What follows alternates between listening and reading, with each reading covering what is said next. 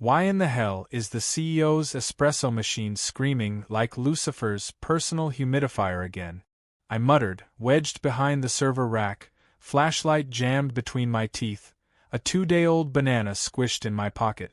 That infernal machine was still wired into the same breaker as the East Wing's HVAC system, something I only figured out after the legendary caffeine-triggered blackout of 2011. Of course, nobody documented it. Nobody but me ever documented anything in that building. But I remembered. I remembered everything. That morning started like the other 600+ I'd logged over the past 21 years. Me, Miranda Jean Harkins, unlocking the front door at precisely 6:47 a.m., 23 minutes before the official open, with the original brass key they handed me in 2002. I oiled it every 6 months. You'd be amazed how many VPs can't turn a key if the lock so much as squeaks. Assume it's broken. Like their judgment. The cleaning crew left gum in the sink. Again. Somebody in product abandoned a box of sushi in the mini fridge over the weekend. The kombucha bottle detonated. Not technically in my job description, wasn't anywhere in my contract. But guess who scraped seaweed off a smart fridge with a laminated desk calendar and a plastic spatula? That'd be me. Some days I felt like a living roll of duct tape. I held everything together in complete silence. And just like duct tape, no one noticed I was there until something fell apart. The CEO still thought I was just reception despite the facilities and operations manager printed right there on my business card. Meanwhile, my inbox overflowed with 3,200 unread urgent emails, mostly from folks who'd probably panic if you asked them to replace a toner cartridge.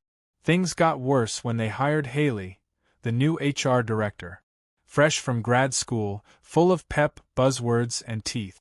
She once asked where the Ethernet plug goes. I told her, in the wall, sweetheart, same place your job performance is headed. She didn't laugh.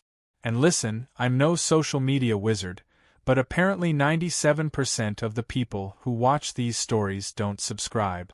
That's like showing up to a potluck with nothing, but still leaving with someone's Tupperware. So if you're enjoying this ride, hit that subscribe button. Keeps the petty stories flowing and the lights on. Anyway, back to the mess. I didn't attend any Ivy Leagues or wear blazers that cost more than my truck. But I knew that building. Not like a property manager knows it. No, I knew it like you know your old dog, every groan, every odd whimper. I knew which pipes banged before a storm, which thermostat lost its mind at 70% humidity, which fuse box creaked like a haunted attic door if you opened it too fast. I kept that company functioning through power surges, sewer backups, 3 CEOs, and a metric ton of poor decisions. And still, they forgot me. No plaques. No holiday bonuses. Not even a thank you post-it. Just once, after I stayed late unclogging the women's restroom, someone dropped a keycard in there, don't ask. The old VP of Finance handed me a half-eaten protein bar and said, "You're a saint, Marcy." My name is Miranda. I didn't even bother correcting him. I wasn't chasing glory. I just believed in doing things the right way. Like that lease, yeah, that one. The one that gave the company a downtown spot for 1/10 the going rate? I negotiated that back when no landlord would even take our calls. We were 5 people, a folding table, and a fax machine held together with gum. The founder asked me to co-sign. I put the whole damn lease under my name. Nobody else had the credit. I did it because back then they felt like family. And like most families, they eventually forgot who kept the roof over their head. You ever walk into a space you've managed for 2 decades and realize no one sees you unless the coffee machine breaks or there's a raccoon in the ceiling? That was me. Unseen until crisis hit. Then I became everyone's emergency contact and janitor all in one. If the AC failed? Suddenly I was Queen Miranda, patron saint of sweat. Still, I showed up. Quiet.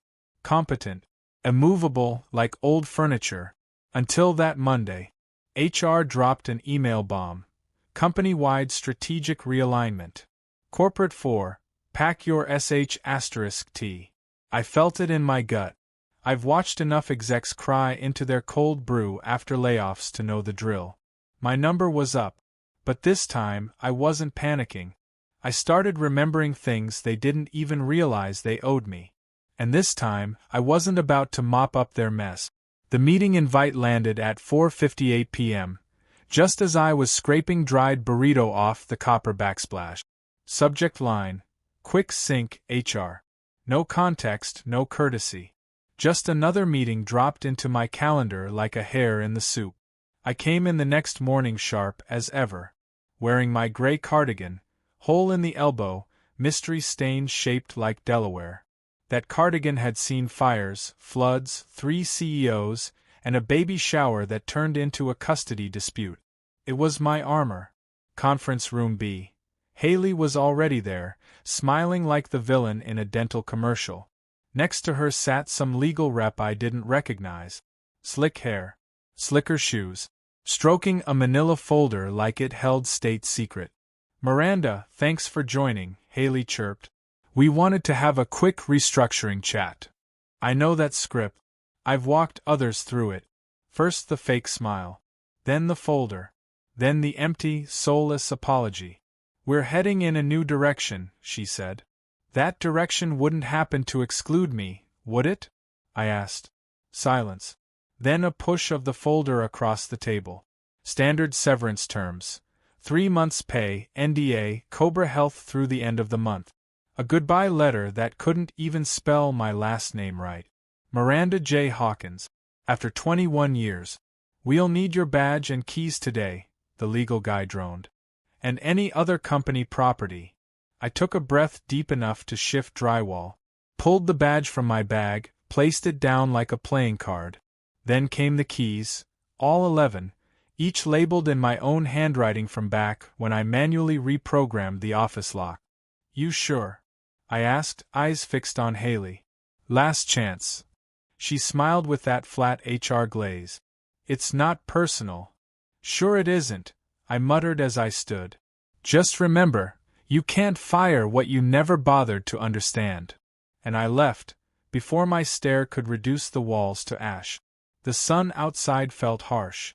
The sidewalk buzzed. But inside I was hollow. No tears. Not for them. Not after 2 decades of fixing what they broke, mentoring interns, patching up their bad wiring, literally and figuratively. They wanted to forget me. Fine. But they forgot too much. I didn't go home. I parked in the Duncan lot, sat in silence, and dialed Lenny, my old neighbor's son. Used to mow my lawn. Now he's a real estate lawyer with Bluetooth surgically attached to his head and a reflex twitch at the word arbitration. He picked up fast. "Miranda? Everything all right?" "No," I said. "But it's about to be. Remember that lease we signed in '02? Pause. Low whistle. "That lease." "Yep," I said. "Do they know?" He chuckled. "Oh, they definitely do not." I smiled. For the first time that day. Not a kind smile. A dangerous one. "Well, they just asked me for the keys. So I think it's time I gave them everything they asked for." I got home, still smelled like lemon pledge and old war movies. My sanity anchors. Dropped my bag, slipped off my shoes, and walked to the hallway closet. Time to open the in case they try something stupid file. Never thought I'd need it. Hot pink folder. Labeled in Sharpie. Lease, 2002. Miranda only. I pulled it out with the same care you'd use to deactivate a live grenade. Tucked inside was the original lease agreement, 7 neatly signed amendments, a receipt for the lobby rug I bought back when we couldn't even afford chairs, and 3 sticky notes covered in marker scribbles from the founder's toddler. Back when the whole company was a single room above a Thai takeout joint. 21 years ago, no landlord in their right mind would touch them. No revenue, no reputation, and a single overheating laptop plugged into a fax line that screamed like it was being murdered. I still remember Randy, the founder, sitting across from me at a sticky Denny's booth, saying, "Miranda, if you don't co-sign, we're working out of my garage. My wife will kill me." I didn't co-sign. I signed. Put the whole lease under my name, just until we get on our feet, he promised. We never spoke of it again. After that, it was always me who renewed the lease. Me who called the property manager when the plumbing failed. Me who coordinated the HVAC install. Me who climbed into the ceiling when Sweet Bee started smelling like death and found a squirrel carcass nestled in the insulation. They never updated the lease. Never asked. Never even thought to check. I sat at my kitchen table, cracked open a lukewarm Diet Dr. Pepper, and started combing through that folder like my dignity was buried somewhere in the legalese. Page 12, Section 9b. Renewal of lease term shall require written notice from the lessee no later than 30 days prior to expiration. I blinked. Reread. Then I checked the lease end date. August 1st. It was August 3rd. 2 days too late. No notice. Not an email, not a voicemail, not even a confused, "Hey, is rent still a thing?" from legal or HR. They were too busy reshuffling job titles and congratulating each other on made-up milestones to remember the single most critical deadline in the company's actual, physical existence. I leaned back slowly, and a grin, wide, unhurried, and vengeful, spread across my face. The kind of smile you give the universe when it finally tosses you a loaded ace. It wasn't just that they fired me. It was how they fired me. Like I was a burnt-out bulb. Like I was just some aging admin clinging to old office gossip. But that gossip was the infrastructure of their entire lease, and I was still the lessee on record. Which meant that now, they were technically trespassers, with kombucha taps and $8,000 espresso machines. I picked up my phone and started scrolling. Insurance policy? Still in my name. HVAC maintenance? Renewed under my direct email. Cleaning crew? Only showed up because I Venmo'd the manager monthly under the alias Building Freshness Fund. Utilities? Still routed through a business account I opened in 2005, back when using the microwave and printer at the same time triggered a blackout. Everything that mattered, still mine. I could have warned them. Sent a quick note. Maybe a cheeky subject line like, "Hey, forgot something?" But that's not what they would have done if roles were reversed. They'd be halfway through onboarding some 20-something with a resume full of buzzwords and no idea how to locate a fuse box. So I closed the folder, poured myself another Dr. Pepper, and, for the first time in 21 years, I chose silence. Let them discover the cliff after they've already stepped off. Let the espresso machine be their first warning shot. Because now, they were squatting, and I had the documentation to prove it. I wore my church shoes to the property manager meeting, not for looks but because they echoed louder across marble. I wanted them to hear me coming. Thomas, the property manager, looked up from behind his monitor. He always smelled like toner and had a collection of 17 highlighters in precisely no order. "Miranda," he blinked. "Didn't expect to see you." I smiled, slow and sharp. "Let's call it a legacy visit." He tilted his head like a confused spaniel. I sat, placed the lease file on his desk, and slid it across, every amendment, every sticky note intact, including the one where Randy doodled a flying burrito during the 2009 lease renewal. "I just want to confirm something," I said. "No written renewal notice was submitted by July 1st, correct?" He started pecking at his keyboard like it owed him rent money. "Nope. Nothing from them. I assumed they were going month to month while negotiating something new. No one said otherwise." I nodded, calm as a grave. "Good. Clause 9b kicks in, then. Automatic shift to month tenancy if notice isn't received." Thomas leaned back. His chair groaned. "Technically, yeah." Then I pulled another paper from my folder. Fine parchment. Heavy stock. Gold-embossed header. "I'd like to formally terminate the lease," I said. "Effective in 30 days. His eyebrows nearly launched into orbit. "You're terminating it?" "Correct. As lessee of record. They missed the renewal window, and I've already secured a new tenant." "You what?" he stammered. "Do they even know?" "They will. The new tenant was Bloompulse, a wellness startup with too much funding and a passion for Himalayan salt walls. I met their founder at a farmer's market while buying beet. She offered triple the current rate on the spot. Said her kombucha clients needed good downtown air. Thomas scrubbed a hand over his face. This is going to get ugly. I stood. Ugly, I said, is what they handed me after 21 years of loyalty. Back home, I fired up my laptop and opened a fresh eviction document. Plaintiff, Miranda Jean Harkins. Defendant, current occupants, Suite 201 to 221. Cause, lease expiration, failure to renew, material breach, and unauthorized subletting. Yeah, turns out they rented out a back office to some crypto bro without ever running it by me. Another oops from Haley's DIY HR circus. I filed the eviction online, expedited for an extra fee. The confirmation hit my inbox with a crisp ding that felt better than Botox. Then, right on cue, HR emailed me. Subject: confirmation of returned property. Dear Miranda, hope you're well. Reaching out to confirm you've returned all company property including keys, badges, and other assets. Best, Haley. I didn't hesitate. Clicked reply all, because Haley loved her carbon copies like she loved passive voice. I wrote, yes, including the ones you forgot I had. Send.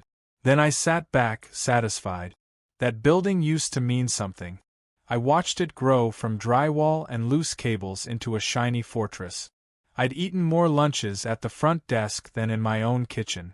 Laughed with interns. Cried once, when my dog died and someone left flowers in the break room. But love has boundaries.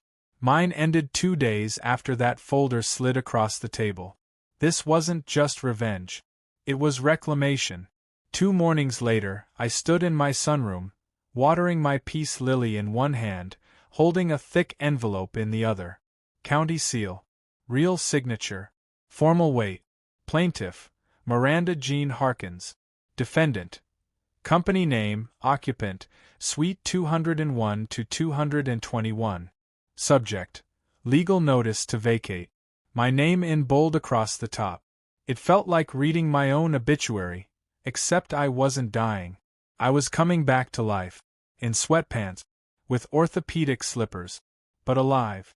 Across town, the same envelope hit reception around 9:13 a.m., courtesy of Thomas and a courier. He even emailed a PDF version to be sure. Standard 30-day notice. They'd failed to renew. A new tenant was on the calendar. Kindly vacate or respond via legal counsel.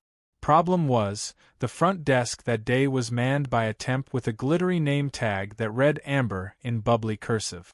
She probably assumed it was junk mail and tossed it into the recycling bin, right between a stack of stale Kind bars and the corpse of a broken laminator.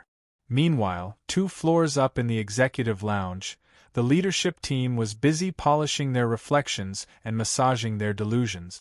IPO buzz, a new brand rollout, and one guy delivering a TED Talk light on disrupting verticals, whatever meaningless nonsense that was.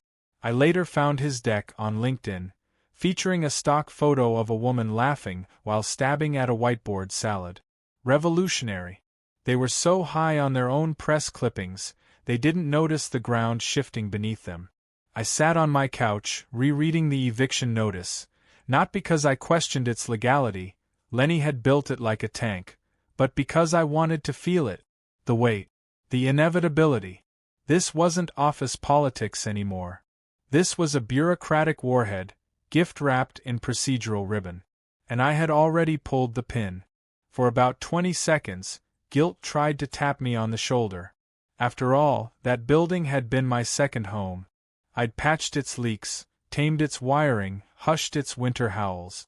I'd witnessed marriages blossom there, babies announced, secrets bloom and wither. That place meant something once. But now? Just a shell. A cube farm full of people who mistook institutional knowledge for obsolescence. I folded the letter and slid it back into its envelope. Filed it behind my divorce papers and a couple of unpaid parking tickets I was saving for emotional target practice. That's when my phone buzzed. Dan from facilities. Hey, you good? Something weird's going on. Front desk got a court doc. Everyone's acting strange. Dan was solid. Soft-spoken. Could fix a ballast without turning it into a personality trait. Once helped me evict a possum from the ceiling tiles with nothing but a broom and a shared hatred of surprises. I almost replied, "I'm fine." But that felt like a lie. Instead, I sent, "I'm more than okay, Dan. I'm finally visible." He didn't text back right away. Probably soaking up the unfolding office drama. I pictured the execs dismissing the eviction notice as a clerical glitch or vendor error, outsourcing blame like they did everything else, from onboarding to ethic. But the fire was already lit, and I'd scattered the fire extinguishers just out of reach. Lenny's firm smelled like burnt coffee and plastic ambition. Fake succulents everywhere.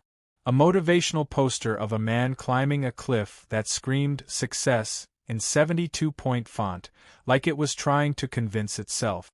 Lenny sat across from me in a pinstriped suit that screamed secondhand, but his hands were steady. He slid the lease transfer paperwork across the table like it weighed nothing. "Just need you to sign here as the outgoing lessee," he said. "And again on page 4 as the authorizing party." He hesitated with the pen. "You still sure about this?" I looked down at the document. Clean. Brutal. Cold. Just like Haley's smile. Incoming tenant, Bloom Pulse Inc. Effective date, August 31st, 12 p.m. Lease rate, $12,800 per month, triple net. Term, 5 years. Signed, Miranda Jean Harkins. I picked up the pen. "Any second thoughts?" Lenny asked. "Only that I didn't do this 10 years ago," I replied. The pen sliced across the paper like a blade, severing 21 years of loyalty from a company that once fit inside a broom closet. Lenny nodded. "I'll file this with the property manager today. Judge has already greenlit the eviction. You'll get official notice of posting within 48 hours. I raised an eyebrow. "And they'll have how long to clear out?" 48 hours from the moment the notice is posted. No extensions. No loopholes. They ignored every warning. You handed them the match. They built the bonfire. I left his office with a copy of the lease transfer in a manila folder labeled closure. Not vengeance. Not retribution. Just the clean, surgical ending of 2 decades spent holding up a ceiling no one knew was sagging. That night, I drove downtown. The city shimmered under halogen and regret, slick, sterile, and humming with indifference.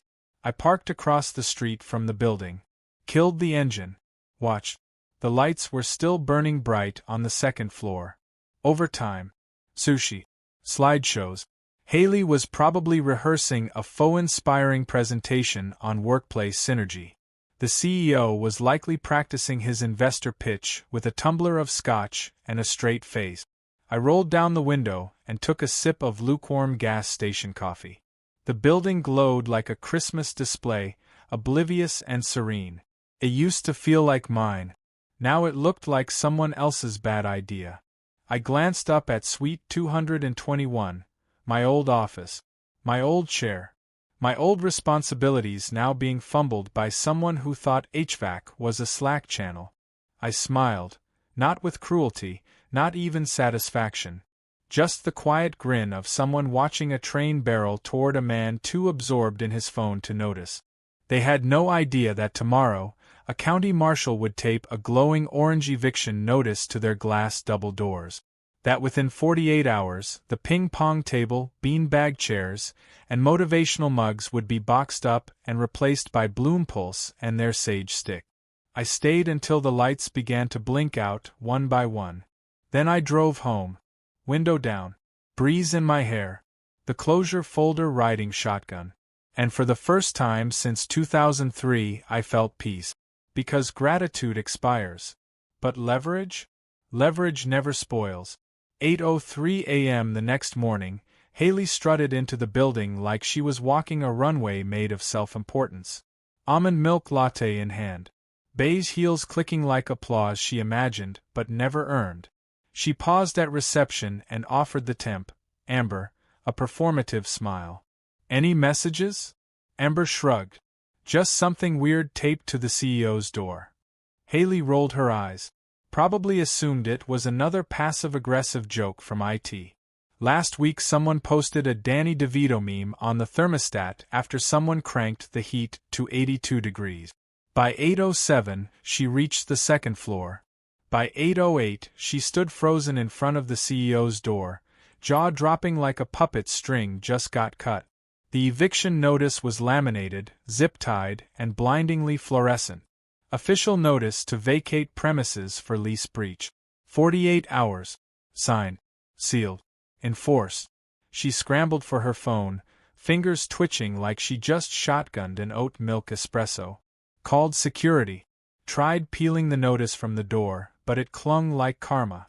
By 8:30, the CEO arrived, unshaven, Bluetooth earpiece in place, probably expecting to crush the quarter. Instead, he found Haley pacing, marketing gossiping, and a legal document zip-tied to his office like a war banner. He ripped it off. Read it. Blinked. By 9:02, his phone rang. Thomas, the property manager. Mr. Altman, just confirming enforcement of lease termination. We sent notice via certified mail and email weeks ago. No reply. We assumed the silence was strategic. Strategic. Altman barked. Well, who ignores a court notice unless it's on purpose? Thomas said, smugness practically audible. By 9:10, full-scale panic had set in. Executives trickled in one by one, each discovering the eviction like a live grenade stuck to the door. HR scrambled a crisis meeting in the glass conference room. They tried to close the blinds halfway, forgetting they didn't reach the bottom. So the whole building watched them implode in real time. Like I said, I didn't burn the bridge. I just stopped holding it up. By 10:15, the entire office floor had turned into a live audience for a corporate train wreck. Curiosity buzzed as Haley finally connected the dots, opening her laptop to review the court documents they'd all conveniently ignored. And there it was, bold and official, Plaintiff Miranda Jean Harkins. Miranda? She muttered, stunned. In the break room, Dan from facilities nodded like a priest at a funeral. Told you something felt off. Meanwhile, I was nestled at home, in the sunroom. Tea steeping, cat purring on my lap, and phone vibrating nonstop. Lenny texted first. It's done. They called security. Marshall comes tomorrow. You're a legend. Dan followed. They look like ants in a microwave. Proud of you. Then the local business blog published the bombshell. Downtown tech company evicted in lease dispute. They didn't name me, but the internet filled in the blanks. Someone posted a blurry pic of the notice. Others commented, wasn't their admin there for like 20 years? One person wrote, she knew where all the bodies were buried. I took a sip of my tea. For 2 decades, my efforts had been buried under forgotten tasks and silent sacrifices. No flowers on admin day. No thanks for staying late to reboot the server with a paperclip. But now they were seeing me. And this? This wasn't even the climax. At 7:42 p.m., I was halfway through reorganizing my spice rack, alphabetically, obviously, when his name flashed on my screen. Nathan Altman, CEO. The same man who once forgot my name at the office holiday party. I let it ring, picked up on the fourth. Miranda speaking. He didn't waste time. What the hell is going on? You can't do this. I put him on speaker, poured myself a glass of wine, and leaned on the counter like I was watching reruns of my favorite drama. I absolutely can, I said. And I did. Check your lease. You're evicting an entire company. Do you even understand how this looks? The board is livid. Press is swarming. Our investors. I cut him off. Nathan, you fired the person holding all the keys. You never even asked who signed the lease. We assumed. Exactly. You assumed everything. About me, about the company, about what I was worth. Silence. He tried to shift into victim mode. You blindsided us. No, I said, cool and firm. You blindsided me. I just came prepared. I opened a fresh email, CC'd legal, Haley from HR, and Dan from facilities, because he deserved front row seats. Subject: company property, as requested. I attached the full lease, amendments, and documentation of every violation they failed to report. Hit send. Back on the call, Nathan stammered, "This could fall back on you. The board will protect themselves," I said. "And maybe toss you to the wolves if they're hungry. But they won't come for me. I have the paperwork. Bloompulse already wired the rent." Silence. "I didn't sell you out," I said. "I just stopped holding you up." Click. He hung up. I stood still for a moment. No smile, no gloating. Just a quiet, hollow release. Like the wind blowing dust off old paint. Bloompulse was scheduled to move in Monday. They already had a welcome banner. "Your vibe starts here." Not my vibe, but they respected contracts and paid on time. The former tech darlings? Scrambling for space that wasn't a condo with no Wi-Fi. I raised my glass, to endings. To leverage. To being ignored until you're impossible to miss. By Friday they were desperate. Rumor was they tried bribing Thomas, the property manager, with concert tickets and vague promises of reputation collaboration.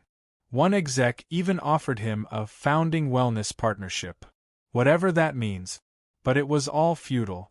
The lease with Bloompulse was inked, notarized, and already framed in their new office. Suite 221. The new tenant had picked eucalyptus-themed wallpaper and affirmations. Meanwhile, the tech firm got evicted like a freshman dorm that forgot to pay rent.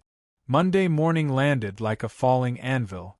I sat on my porch, black coffee in hand, portable radio humming classic rock.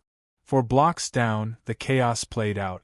A parade of branded furniture, sad Keurig pods, and white bards rolled into a beat-up U-Haul with a printed sign, "Strategic Relocation." Nice try. Haley wore comically large sunglasses, barking into her phone like she was coordinating NATO. A small crowd gathered. Phones came out. Then came the tantrum. Altman, in a sweat-soaked tan suit, launched a folding chair at the truck. It hit with a hollow clang, echoing like a punchline. Someone uploaded the video with the caption, "When your karma catches up faster than your IPO." The internet devoured it. Did they evict him or just unplug his ego?